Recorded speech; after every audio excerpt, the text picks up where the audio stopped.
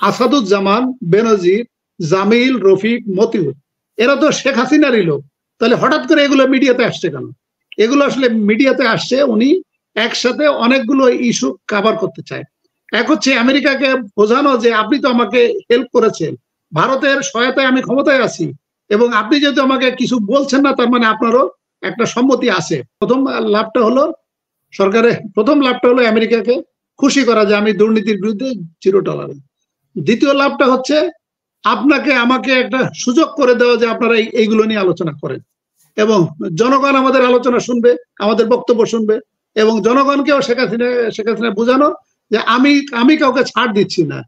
বাঘে ছুলে এক ঘা, শেখ হাসিনা ছুলে 18 ঘা। এটা প্রথম হলো যে দুর্নীতির বিষয়টা আমি একটু বলি। দুর্নীতির বিষয়টা আমি যে এর আগে যেটা আলোচনা করলাম, এস আলমকে যে টাকাটা মাফ করে দিল 6,000 কোটি টাকার মতো, আবার গত জুন মাসে আপনার 5,500 কোটি টাকা ফরেন রেমিটেন্স আকারে ঢুকেছে, যেটা একটা অ্যাবনর্মাল। সো এটার সাথে একটা লিঙ্ক আপ হতে পারে।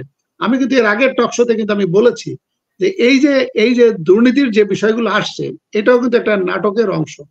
কারণ শেখ হাসিনা যে কাজগুলো করে সবই কিন্তু নাটক, এবং নাটক উনার উদ্দেশ্য হলো ক্ষমতায় থাকা। ক্ষমতায় থাকার জন্য যা যা করার দরকার she will do it if require. যদি সিকিমের লেন্দুব দর্জির মতো ভারত যদি সৈন্যবাহিনী পাঠিয়ে যদি বাংলাদেশ দখল করে নেয়, তাতেও ওনার কোনো আপত্তি নাই, বাট উনি ক্ষমতায় থাকতে চান। এখন প্রশ্নটা হচ্ছে যে তাহলে যে আসাদুজ্জামান, বেনজির, জামিল, রফিক, মতিউর, এরা তো শেখ হাসিনারই লোক। তাহলে হঠাৎ করে এগুলো মিডিয়াতে আসছে কেন? এগুলো আসলে মিডিয়াতে আসছে উনি একসাথে অনেকগুলো ইস্যু কভার করতে চায়। এক হচ্ছে আমেরিকাকে বোঝানো যে আপনি তো আমাকে হেল্প করেছেন, ভারতের সহায়তায় আমি ক্ষমতায় আছি, এবং আপনি যেহেতু আমাকে কিছু বলছেন না, তার মানে আপনারও একটা সম্মতি আছে। তা আপনি যেহেতু বলছেন যে দুর্নীতির বিরুদ্ধে জিরো টলারেন্স করতে, এই কারণে আমি এই যে দেখেন আমার যারা দুর্নীতি করেছে তাদের বিরুদ্ধে কিন্তু আমি ব্যবস্থা নিচ্ছি। তার মানে আমেরিকাও খুশি। আরেকটি হলো যে সরকার যেহেতু মানে আক্ষরিক অর্থে অর্থনৈতিক ক্রাইসিসে, হাসিনা আক্তার, আপনার হয়তো খেয়াল আছে, আগের টক শোতে আমি বলেছিলাম ইলেকশনের আগে অক্টোবর 2023, নভেম্বর 2023, ডিসেম্বর 2023 এবং জানুয়ারি 2024, এই 4 মাসে 11 লক্ষ কোটি টাকা ক্যাশ ছাপিয়েছিল বাংলাদেশ ব্যাংক, যেটা নিয়মের বাইরে। তার মানে ওই টাকাগুলো কিন্তু মার্কেটে আছে, কিন্তু ওই টাকাগুলো মার্কেটে থাকার কারণে এই টাকাগুলো কিন্তু ইনফ্লেশন হচ্ছে মানে হয়েছে।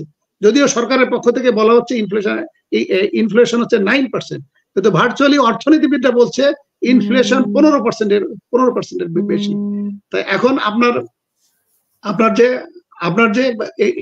এই যে এখন যে হাসিনা আক্তার, এখন যে শেখ হাসিনা যে দুর্নীতি যে কাজগুলো করছে, এটা হলো যে এখন বেনজির, আসাদুজ্জামান ভাই এদেরকে বলা যে তুমি তো লাভ কি, সরকারের লাভ কি এই নাটক? আচ্ছা, সরকারের লাভটা কি?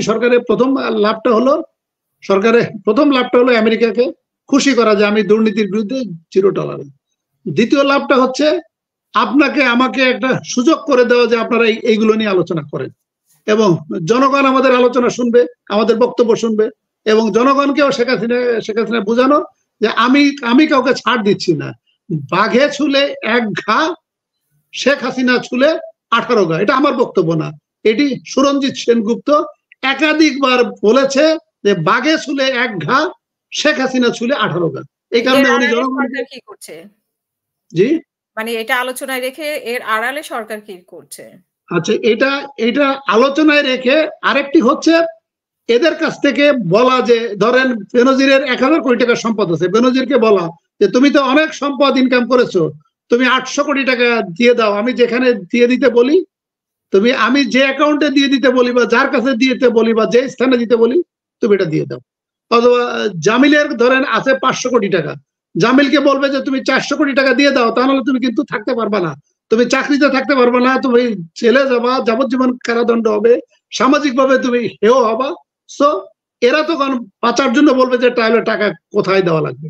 এদের অনেকের টাকা আছে বাইরে, দেশের বাইরে, তখন বলবে যে দেশের বাইরে অমুক জায়গায় তুমি টাকাটা দিয়ে দাও, এই টাকাগুলো আমাদের রেমিটেন্স আকারে ওই যে বাংলাদেশে ঢুকবে। আর যাদের টাকা বাংলাদেশে আছে ওদের টাকা বলবে যে তুমি ক্যাশ টাকাটা এস আলম অথবা এস আলম বা আজিজ গ্রুপ সহ যারা আছে আমার বিজনেস অলিগার, ওদেরকে তুমি এই ক্যাশ টাকাগুলো অ্যাকাউন্টে ট্রান্সফার করে দাও, যা করার ওরাই করবে। এ কারণে শেখ হাসিনা এগুলো নাটক করছে, এবং যারা এইগুলো করছে ওদেরকে একটা মেসেজ দেওয়া, আমি তোমাকে বাঁচিয়ে দিলাম, তবে তোমাকে খেয়াল রাখতে হবে আমার ক্ষমতা যাতে নড়চড় না হয়। এই বিএনপি জামাত বা অপোজিশন যদি মাঠে নামে, তাহলে তুমি যেভাবে লাঠি দিয়ে ঠ্যাং ভেঙে দিয়েছো এবং ঠ্যাং ভাঙা সহ আরো যা যা করেছো, তোমাকে কিন্তু ওই কাজটাই করতে হবে।